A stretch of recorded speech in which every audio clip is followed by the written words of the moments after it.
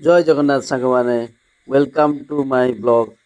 ଆଜି ସକାଳୁ ସକାଳୁ ଉଠି ଆମେ ବାହାରିଥିଲୁ ବାଲେଶ୍ୱର ନୀଳଗିରିକୁ ଯିବା ପାଇଁ।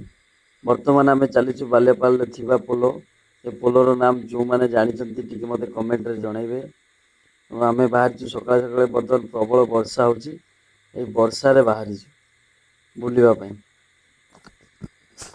এই ପୋଲର ଲାଷ୍ଟରେ ମାର୍କେଟ ବସେ ସକାଳ, ଯେଉଁଟାକି ଫ୍ରେଶ୍ ପନିପରିବା ମିଳେ ଏବଂ ତା ସହିତ ପୁରା ଜିଅନ୍ତା ମାଛ ଗୁଡ଼ାକୁ ବି ମିଳେ।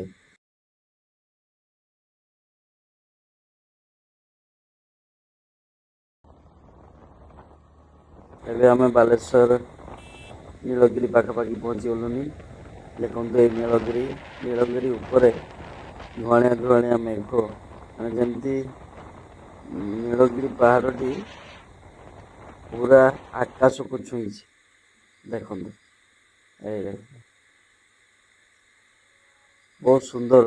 ଏଇଟା ଆକ୍ଚୁଆଲି ମେଘ ପାଗ, ମାନେ ବର୍ଷା ଦିନ, ପୁଣି ବର୍ଷା ହେଉଛି, କିନ୍ତୁ ଉପରେ ଦେଖନ୍ତୁ ପୁରା କେମିତି ମେଘ ଲାଗିଛି, ପୁରା ଧଳା, ବହୁତ ସୁନ୍ଦର।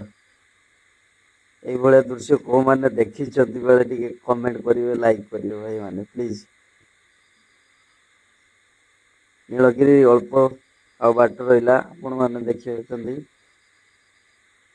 ଆମେ ବର୍ତ୍ତମାନ ବାଇକ୍ ଧରିକି, ମୋ ସାଙ୍ଗରେ ମୋ ସାଙ୍ଗ ଅଛି ହିରୋ ଏବଂ ମୁଁ, ଦୁଇ ଜଣ ଆମେ ବାହାରିଛୁ। ଏକା ଏକା ଯାଉଛୁ, ଦେଖୁଥିବେ ରାସ୍ତାରେ। ପାଖାପାଖି ପହଞ୍ଚିଗଲୁଣି ନୀଳଗିରି। ଆଉ ଅଳ୍ପ ସମୟ ପରେ ଆମର ଶେଷ ହେବ ନୀଳଗିରିର ଜର୍ଣ୍ଣି। ବଟ୍ ରାସ୍ତା ଟିକେ ଜଣାପଡ଼ୁନି, ଆଉ ଏ ରାସ୍ତା ପୁରା କ୍ଲିନ୍, ନିଟ୍ ଆଣ୍ଡ କ୍ଲିନ୍। ବର୍ତ୍ତମାନ ଆମେ ନୀଳଗିରି ବାହାରିକି ପୁରା ମୟୂରଭଞ୍ଜ ପାଖାପାଖି ଯାଉଛୁ, ଜଙ୍ଗଲ ଭିତରକୁ ଯିବା। ଏଠି ଦେଖନ୍ତୁ ଲୋକମାନେ କୋଳି ଫୋଳି ବିକୁଛନ୍ତି।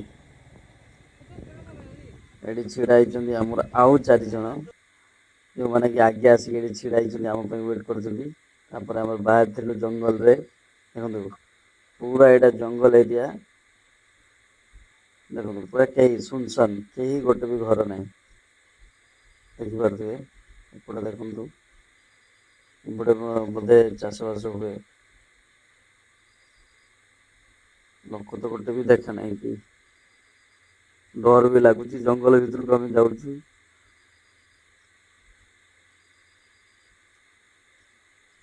এটা ପୁରା ଜଙ୍ଗଲି ଏରିଆ ଦେଖନ୍ତୁ। ଆଉ ଏଠି ଉଇଟାଙ୍କ ହେଇଛି, ଉଇଟାଙ୍କର ବେଶୀ ସାପ ଥାଏ, ନାଗ ସାପ ଗୁଡ଼ା। ଥରେ ଆମେ ଯାଇଥିଲୁ ବେଙ୍ଗଲରେ ତାଡ଼ା ହଉଥିଲା, ସେଇଠୁ ଦେଖିଥିଲେ। ଟିକେ ଭଲ ରାସ୍ତା, ଜଣେ ଭାଇ ଆମକୁ ନେଇ ଯାଉଛନ୍ତି ସେ ପିକନିକ୍ ସ୍ପଟକୁ। ସେ ଆଗରେ ଯାଉଛନ୍ତି, ପାଖ ଏରିଆ ଲୋକ। ଆଉ ଏଇଠି ଦେଖନ୍ତୁ ସବୁ ଶାଳପତ୍ର ମାଉସୀ ମାନେ ତୋଳୁଛନ୍ତି। ଦେଖନ୍ତୁ ମାଉସୀ, ଶାଳପତ୍ର ଏଗୁଡ଼ା ନା? ମାଉସୀ କହିଲେ ହଁ। ଦେଖନ୍ତୁ ଏମାନେ ସବୁ ଶାଳପତ୍ର ତୋଳୁଛନ୍ତି। ହାତୀ ପଣସ ଗୁଡ଼ା ଖାଇତେ ଏଇଠି ଆସେ। ଗୋଟେ ଘର ହଁ, ଘର ପାଖରେ ପହଞ୍ଚିଲେ। ଜଙ୍ଗଲ ଜଙ୍ଗଲ ଜଙ୍ଗଲ ଜଙ୍ଗଲ। ପୁରା ଜଙ୍ଗଲ, ପୁରା ଏରିଆ ଜଙ୍ଗଲ, ଗୋଟେ କିଣି। ବର୍ତ୍ତମାନ ପହଞ୍ଚିଲା ଆମର ସେ ପିକନିକ୍ ସ୍ପଟରେ। ଦେଖନ୍ତୁ ଏଇଟା କେତେ ସୁନ୍ଦର, ପାହାଡ଼ ପାଖରେ ଗୋଟେ ଲେକ୍ ଅଛି। ଲେକ୍ରେ ଡିଙ୍ଗି ନୌକା ପଡ଼ିଛି।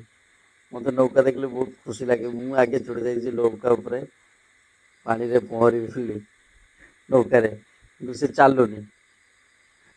ବହୁତ କଷ୍ଟରେ ପେଲୁଛି, ପେଲିକି ତାପରେ କିଛି ବାଟ ଗଲା ପରେ ମୁଁ ତାକୁ ଚଢ଼ିଲି, କିନ୍ତୁ ହେଇପାରୁନି। ବର୍ଷାରେ ପାଣି ଜମିଛି ତ, ଜମିକି ପୁରା ଫୁଲ ହେଇଛି। ତଥାପି ମୁଁ ଟିକେ ବହୁତ କଷ୍ଟରେ ଚଢ଼ିଛି। ଦେଖନ୍ତୁ ଏଇ ନୌକା ଏପଟେ ସେପଟେ ହଉଛି, ମୋତେ ଭୟ ଲାଗୁଛି ପଡ଼ିଯିବୁ କୁଆଡ଼େ ପାଣିରେ। ପ୍ରଭୁ,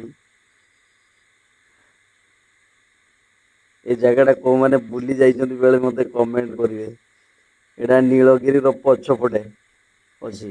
ଏଇଟା କଣ, ଏ ଜାଗାଟାକୁ କଣ କୁହନ୍ତି ମୋତେ କମେଣ୍ଟରେ ନିହାତି ଜଣାଇବେ। ଡଙ୍ଗା ଆଡ଼େ ବାଡ଼ିଟା ତ ପଡ଼ିଗଲା ମୋ ହାତରୁ। ମୁଁ ଏଥିରେ ଚେଷ୍ଟା କରୁଛି ଆଗକୁ ଆସିବା ପାଇଁ। ପାଣିରୁ ମୁଁ ବହୁତ ଚେଷ୍ଟା କରୁଛି ନୌକାକୁ ପାଖକୁ ଆଣିବା ପାଇଁ, କିନ୍ତୁ ନୌକା ଆସୁନାହିଁ। ତାପରେ ଆମର ସିଧା ପଳେଇ ଆସିଥିଲୁ water park, Baleswar water park. ସେଠି ଆମର ଫାଷ୍ଟ ଆସିକି ଡ୍ୟାନ୍ସ କରିଥିଲୁ, ବହୁତ ସାରା ମଜାମସ୍ତି କଲୁ ଏବଂ ସ୍ଲାଇଡିଂ ବି କରିଥିଲୁ।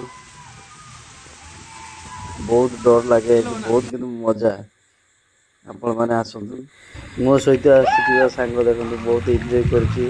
ଆପଣମାନେ ବି ଥରେ ଆସନ୍ତୁ ପଦ୍ମାବତୀ ୱାଟର ପାର୍କ, ବଢ଼ିଆ ବହୁତ ଏନ୍ଜୟ କରିବେ, ବଢ଼ିଆ ପ୍ଲେସ୍। ରହୁଛି, ଧନ୍ୟବାଦ।